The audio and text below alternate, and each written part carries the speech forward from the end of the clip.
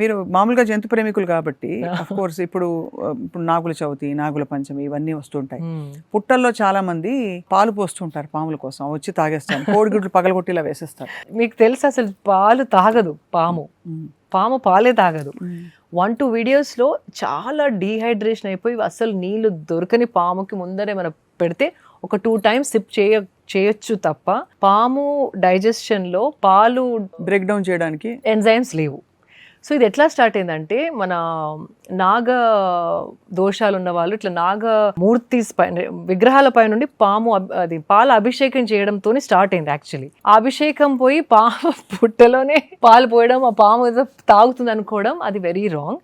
నేను ఇన్ఫ్యాక్ట్ మొన్న నాగుల పంచమి రోజు ఒక పోస్ట్ పెట్టాను. పుట్టలు వెతుక్కుంటా వెళ్ళి దాంట్లో you know not you one glass కాదండి, ఆ కాలనీలో ఉన్న వాళ్ళు, ఆ ప్రాంతంలో ఉన్న వాళ్ళందరూ పోయడం ఒక 100 లీటర్లైనా పోస్తారేమో. 100 మంది వస్తే ఒక లీటర్ పోసినా, ½ లీటర్ పోసినా యూర్ క్లాగింగ్. అంటే పాములనే చంపడమే కాకుండా అక్కడున్న వేరే జీవులు లైక్ చీమలైనా వేరే ఇన్సెక్ట్స్ అయినా ఏవైతే ఆ పుట్టలలో ఉంటాయో వాటన్నిటినీ we are suffocating and choking them to death. So Nagula Panchami రోజు నాగదేవతకి పూజించే బదులు you are going and killing other creatures